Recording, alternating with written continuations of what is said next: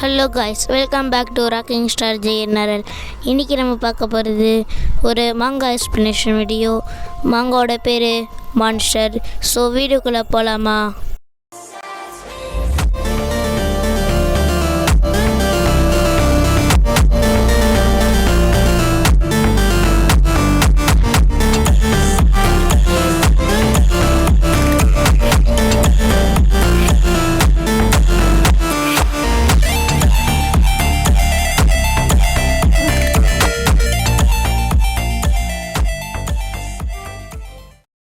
Open பண்ணால் நம்ம ஹீரோவும் மற்றவங்களும் ஆப்ரேஷன் முடிச்சுட்டு வெளியே வருவாங்க.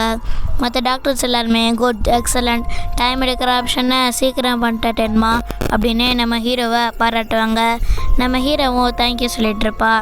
அப்போது ஒரு டாக்டர் வந்துட்டு, நீ நர்வ் சர்ஜரியும் எமர்ஜென்சி ஆப்ரேஷன் ரெண்டையுமே சேம் டயத்துலேயே முடிச்சிட்ட. ஸோ நீ ரொம்ப ஹார்ட் ஒர்க் பண்ணியிருக்க அப்படின்னு சொல்லுவார். நம்ம ஹீரோ, இல்லை உங்களால் தான் நான் இப்படிலாம் பண்ண முடிஞ்சிச்சு. ஸோ உங்களுக்கு தான் நான் தேங்க்ஸ் சொல்லணும் அப்படின்னு நம்ம ஹீரோ சொல்லுவான். அப்போது நம்ம ஹீரோ ஃபேஸில் சன்லைட் அடிக்கும். அதுக்குள்ளே விடுந்துச்சா? அப்போ நம்ம 6 hours ஒர்க் பண்ணியிருக்கோமா அப்படின்னு டாக்டர்ஸ் எல்லோரும் பேசிகிட்டு இருப்பாங்க. அப்போது ஒரு டாக்டர் நம்ம ஹீரோ கிட்டே வந்து, நீ நல்லா ஒர்க் பண்ண, இன்றைக்கி எந்த பேஷண்ட்டும் வரமாட்டாங்க, ஸோ நீ நல்லா ரெஸ்ட் எடுக்கலாம் அப்படின்னு சொல்லுவார். நம்ம ஹீரோவும் ஆமான்னு சொல்லுவான். அப்போது நம்ம ஹீரோ நடந்து போய்ட்டுருக்கும் போது ஒரு ஃபேமிலி அங்கே உட்காந்து அழுதுகிட்டு இருப்பாங்க. நம்ம ஹீரோ அவங்கள பற்றி விசாரிப்பா. அந்த நர்ஸ் சொல்லுவாங்க, இவங்களும் ஆப்ரேஷன் பண்ணி தான் வந்தாங்க, இந்த ஆப்ரேஷனை டாக்டர் பெக்கர் பண்ணார் அப்படின்னு சொல்லுவாங்க. நம்ம ஹீரோ அப்புறம் என்னாச்சு அப்படின்னு கேட்பான். அப்போது அவங்க ஃபேஸ் ரியாக்ஷன் வரும். இதுலேயே நம்ம ஹீரோ கண்டுபிடிச்சிடுவான் அவங்கள காப்பாற்ற முடியலன்னு. அப்போ அந்த சின்ன பையன் நம்ம அப்பாவுக்கு என்னாச்சுன்னு கேட்பான். அவங்க அம்மா பயங்கரமாக கத்துவாங்க. நம்ம ஹீரோ நியூஸ் பார்த்துட்டு இருக்கும்போது அவன் ஒர்க் பண்ணுற ஹாஸ்பிட்டலோட டைரக்டர் நியூஸில் அவன் பண்ணது எதையுமே சொல்லாமல் இன்னொரு டாக்டர் பண்ணுறத சொல்லிகிட்டு இருப்பார். நம்ம ஹீரோ இதை நியூஸில் பார்த்துக்கிட்டு தான் இருப்பான். அந்த டாக்டர் பெக்கர் இருக்கார் இல்லையா, அவர் வந்துட்டு நம்ம ஹீரோ கிட்டே சொல்லுவார், நீ நல்லா தான் ஒர்க் பண்ணுற, ஆனால் நீ டேரக்டரோட பெட்டாக தான் இருக்க அப்படின்னு சொல்லுவார். நம்ம ஹீரோக்கு ஒன்றுமே புரியாது. அவர் சொல்லுவார், நான் சொல்கிறது நீ எதுவும் தப்பாக எடுத்துக்காத, ஆனால் நான் உண்மையை தான் அவன்கிட்ட சொல்ல விரும்புகிறேன். அந்த டேரக்டர் உன்னை ஜஸ்ட் யூஸ் பண்ணிக்க தான் நினைக்கிறான். உன்னோட பவரை அவன் யூஸ் பண்ணிக்க நினைக்கிறான். அதாவது உன்னோட எபிலிட்டியை யூஸ் பண்ண தான் நினைக்கிறான் அவன். ஸோ அவன்கிட்ட இருந்து கொஞ்சம் ஜாக்கிரதையாரு.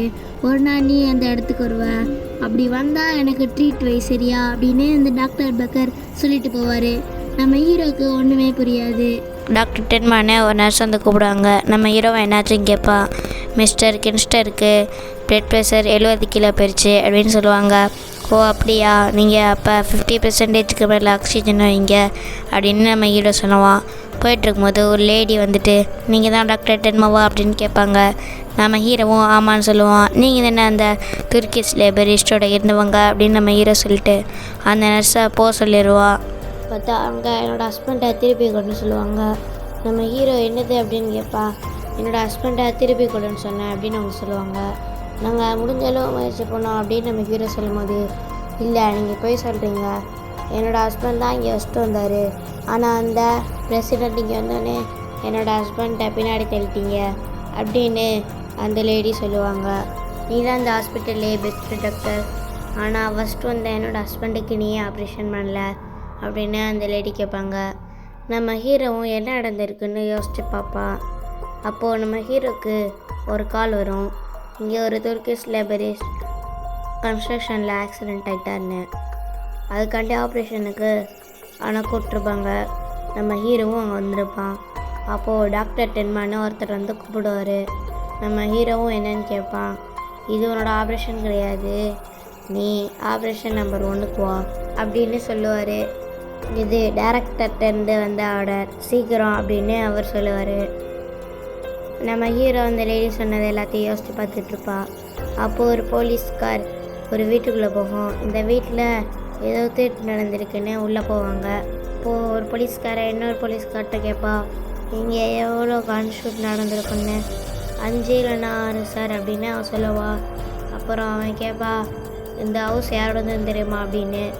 தெரியும், இது வந்து மிஸ்டர் லேபர்ட் ரெசிடென்ஸு, யார் இங்கே அட்வைசராக வந்தாரோ அவரோட வீடு தான் இது அப்படின்னு அவன் சொல்லுவான்.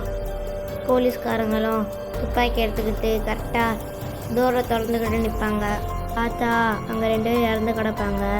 ஒரு போலீஸ் சொல்லுவார், எனக்கு தெரிஞ்சு உள்ளே வந்தவன் ஏற்கனவே வெளியே போயிருப்பான் அப்படின்னு நினைக்கிறேன் அப்படின்னு அந்த போலீஸ்காரர் சொல்லுவார். இன்னொரு ரூமை திறந்து பார்த்தா அங்கே ஒரு பொண்ணு மட்டும்ப்பா. அது கீழே ஒரு பையன் மண்டையில் அடிபட்டு கிடப்பான். ஒரு கேர்ள் கன்ஃபார்மாக அலைவாக இருக்கா. 2 பேர் இறந்துட்டாங்க. ஒரு பையன் மட்டும் கிரிட்டிக்கல் கண்டிஷனில் இருக்கான், ஆனால் அவனுக்கு பல்ஸ் இருக்குது அப்படின்னு சொல்லுவாங்க. அப்போது நம்ம ஹீரோ வீட்டில் கால் ரிங் அடிக்கும். நம்ம ஹீரோ எடுத்து பார்ப்பான், இது பேஷண்ட்டா அப்படின்னு அவன் கேட்பான். ஸோ இதோடையே இந்த சாப்டர் முடியுது. ஸோ வீடியோ பிடிச்சிருந்தா லைக் பண்ணுங்கள், ஷேர் பண்ணுங்கள், கமெண்ட் பண்ணுங்கள், சப்ஸ்கிரைப் பண்ணிக்கோங்க. Blue Lock anime series episode 4 upload பண்ணிட்டோம். பார்க்காதவங்க பார்த்துட்டு வந்துடுங்க.